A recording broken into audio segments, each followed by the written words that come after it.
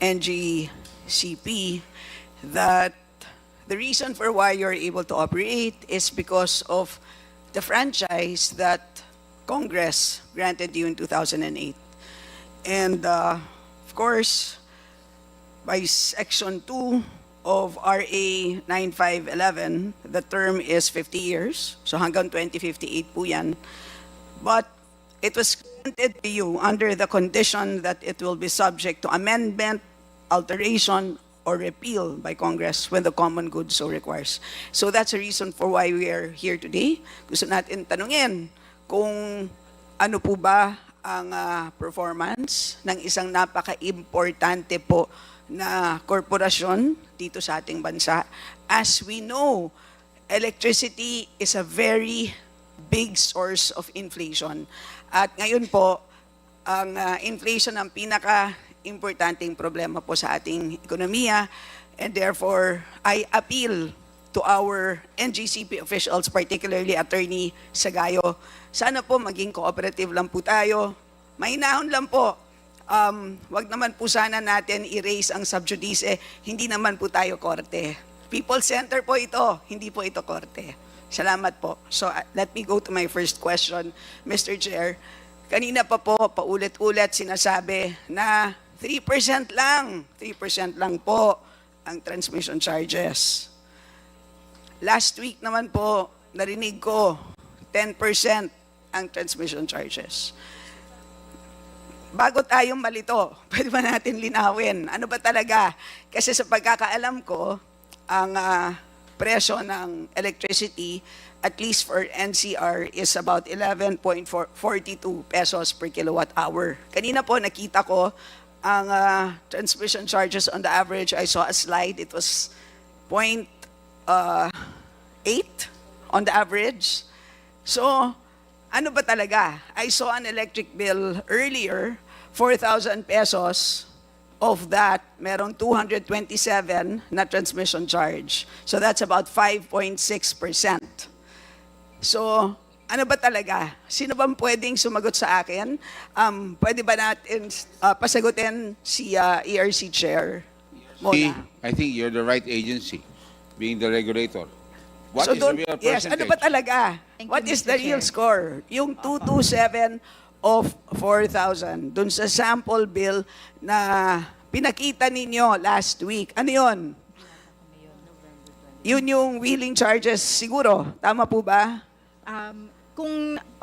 Baka po ang sinasabi po ng binabanggit po ng NGCP na 3% refers to wheeling charges only. So kabuuan po, pag po tiningnan natin yung bill, yung linya na transmission charges, meron pong kasama dong ancillary services na hindi naman po, to be fair to NGCP, hindi po sa kanila napupunta. Sa GENCO po yun or sa market po yun napupunta. Meron din po silang system operator charge, yun po sa kanila po napupunta.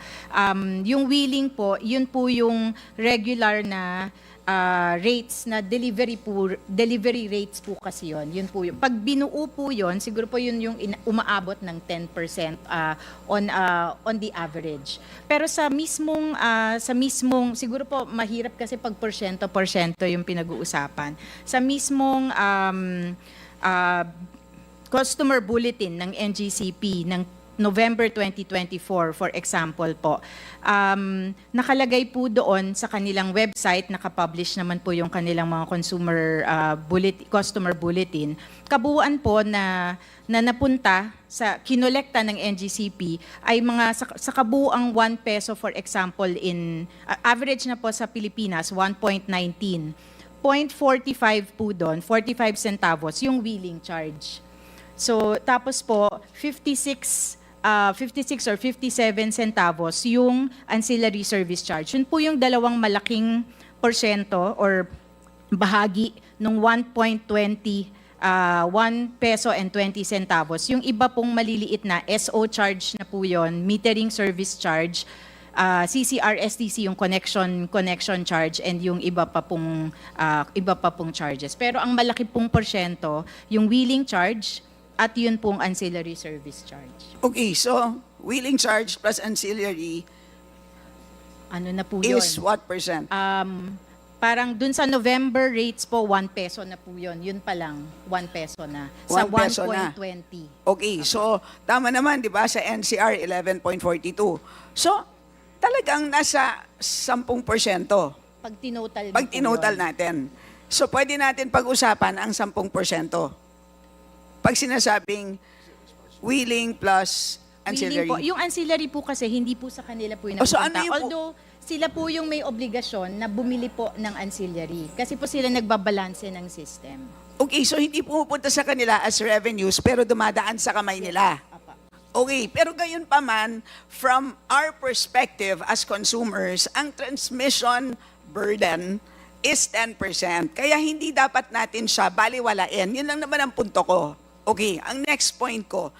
Alam naman po natin na ang grid ay parang siyang highway. Di po ba? So ang mga problema sa kalsada, tulad ng traffic, congestion, pareho din yan. Tama po ba? Doon sa ating grid. So kaya po tayo tila na frustrate kapag delayed ang investments. Kasi ibig sabihin nun, hindi natin nakokonekta ang mga kalsada. Ibig sabihin, yung kumbaga sa kotse, imbis na natutuloy-tuloy niya ang kanyang pagtakbo, nahihinto. Tama? O di kaya, sobrang daming kotse, kaya tuloy mabagal. Tama po. So yung dapat puntahan na power sa isang lugar. Kasi halimbawa, sa isang lugar na sobrang daming supply, na pwede sana niyang dalhin sa isang lugar na sobrang konti ang supply, ay hindi nagagawa. Tama po. Magsa-stop go, and therefore, dahil sa kakulangan ng transmission infrastructure, naapektuhan ang generation cost. Tama po.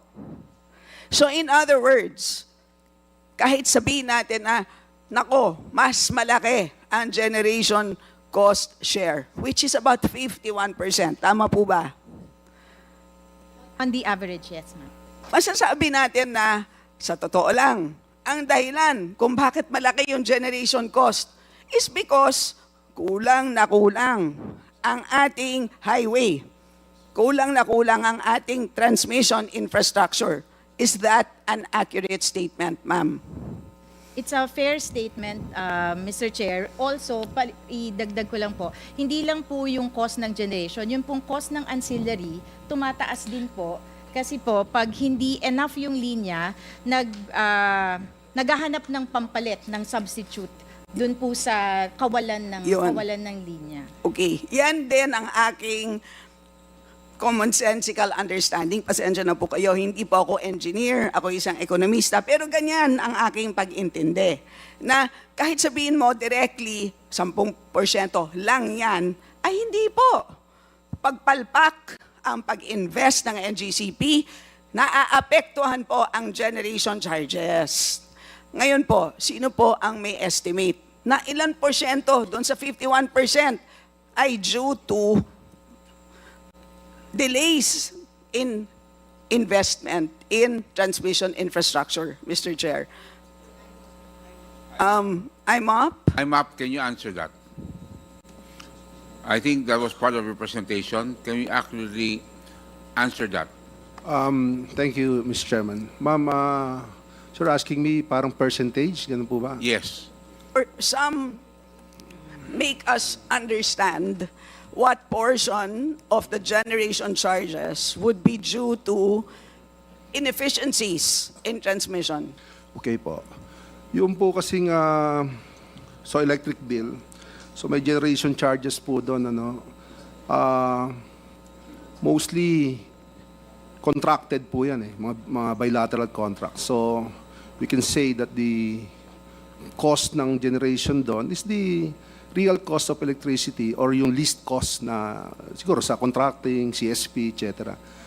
Pero sa amin sa market kasi, aside from the cost of the generation, may additional charge that's factored in that is called line rental.